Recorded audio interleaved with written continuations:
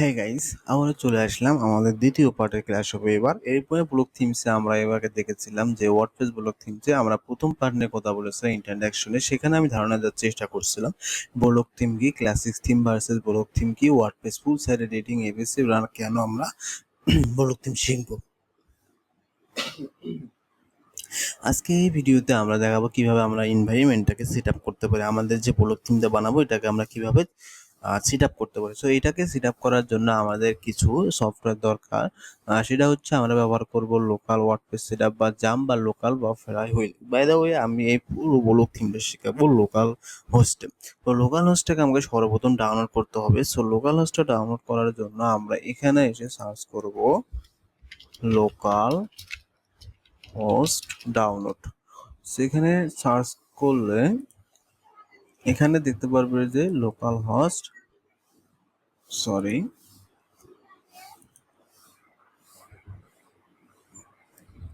এখান থেকে আপনারা খুব সহজে ফটো ফ্রি বা এখান থেকে আপনারা খুব সহজে লোকাল হোস্টটা ডাউনলোড করে নিতে পারেন। আমার অলরেডি লোকাল হোস্টটা ডাউনলোড করা আছে। সো এইভাবে লোকাল হোস্টটা ডাউনলোড করলে আপনাদের সর্বপ্রথম এসব কিছুই দেখাবে না, ফাঁকা দেখাবে। তারপর আপনারা এখানে চলে আসবেন যে প্লাস বাটনে দেখতে পাবেন। প্লাস বাটনে ক্লিক করলে অ্যাড লোকাল সাইট, আপনি এখান থেকে যে কোনো একটা লোকাল সাইট তৈরি করতে পারেন। সো আমি এখানে ক্লিক করতেছি। এরপর আর লেখা আছে যে ক্রিয়েট এ নিউ সাইট, আমরা একটা নিউ সাইট তৈরি করব। তারপরে আমরা আমাদের একটা সাইটের নাম দেবো। আমরা যেহেতু শিখতেছি, আমি দিতেছি যে লার্ন থিমস। ওকে, আমি লার্ন থিমস নামে একটা নাম দিলাম, সাইট নাম দিলাম। এরপরে প্রিফার এখানে আসার পর আমরা ক্লিক করে এখানে আমরা একটা ইউজার নাম দেবো। ওয়ার্ডপ্রেসের আমরা একটা ইউজার নাম দেবো। আমি ইউজার নাম দিচ্ছি যে অ্যাডমিন। আমরা পাসওয়ার্ডটাও দেবো এবং আমরা ইউজার নেম এবং পাসওয়ার্ডটা মনে রাখার চেষ্টা করব, কারণ আমাদের লগ ইন করতে ইউজার নেম এবং পাসওয়ার্ডটা দরকার হবে।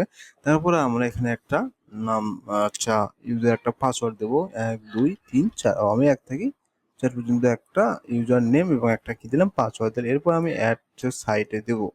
তো অ্যাড সাইটে দিলে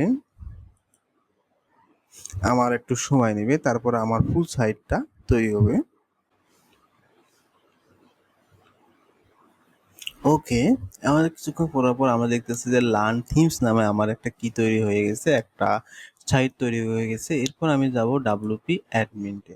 তো ডাব্লিউপি অ্যাডমিনটে গেলে আমরা যে বলছিলাম যে ইউজার নেম এবং পাসওয়ার্ডটা লাগবে। সো এখানে আমাদের ইউজার নেমটা আমি দিছিলাম যে অ্যাডমিন এবং পাসওয়ার্ডটা দিছিলাম যে 1 2 3 4। ওকে, তারপর আমরা এখান থেকে লগ ইনে ক্লিক করব। সো লগ ইনে ক্লিক করলে আমাদের ওয়ার্ডপ্রেসের যে ড্যাশবোর্ডটা আছে সেগুলো কিন্তু চলে এসেছে। তারপর এখান থেকে আমরা যদি অ্যাফারেন্সে এখান থেকে আমরা দেখতে পারবো থিমস। সো ডিফল্ট কিছু এখানে থিম দেওয়া আছে। আমরা এখানে আমাদের নিজের থিমও কি করতে পারবো, আমরা নিজের থিম এখানে বানাবো এবং এখান থেকে থিমগুলো শো করব। আমরা চাইলেও এখান থেকে অ্যাড থিমে যে কোনো একটা থিমকে আমরা কি করতে পারি, এখানে ইনস্টল করতে পারি বা ইনস্টল করে অ্যাক্টিভ করে আমরা এটাকে কাজও করতে পারি। সো আমরা নিজেরাই এখানে ইনস্টল করে না করে আমরা দেখবো আমরা কিভাবে নিজেরাই একটা থিম বানাতে পারি। সো এরপরে আমাদের এখানে আসার পর আমরা কিভাবে থিমটা বানানো শুরু করবো এই বিষয় নিয়ে কথা বলতেছি। সো আমাদের সাইটটা তৈরি হওয়ার পর লার্ন থিম এখানে এসে দেখতে পারো যে সাইট ফোল্ডার নামে একটা এখানে ফোল্ডার আছে। সো সাইট ফোল্ডার নামে এই ফোল্ডারের ভিতরে আমরা যাব অ্যাপসের ভিতরে আমরা দেখবো পাবলিশ। তারপরে আমরা দেখবো যে ডাব্লিউপি কন্টেন্ট নামে আমাদের একটা আছে। তারপরে আমরা এখানে দেখতে পারবো আমার থিম নামে একটা কি আছে, একটা ফোল্ডার আছে। এর ভিতরে আমরা আপাতত দেখতে পাচ্ছি 2025 2024 ও 2023 নামে কিছু কি রয়েছে, এখানে থিম গুলো আছে। এই যে আমি যদি একটু দেখাই, এখানে দেখেন 2025 2024 এবং 2023 নামে কিছু কিন্তু এখানে অটোমেটিক থিম আছে, ডিফল্ট ভাবে এগুলো থাকে। আমরা নিজেরাই দেখবো যে কিভাবে আমরা একটা থিম তৈরি করতে পারি। আজকে আমরা দেখলাম আমরা কিভাবে এনভায়রনমেন্টটাকে সেট আপ দিতে পারি। সো আজকের ভিডিওটা এই পর্যন্ত, আমরা পরবর্তীতে ভিডিওতে দেখবো আমরা কিভাবে একটা থিম বানাতে পারি। ওকে, আজকের ভিডিওটা এই পর্যন্ত।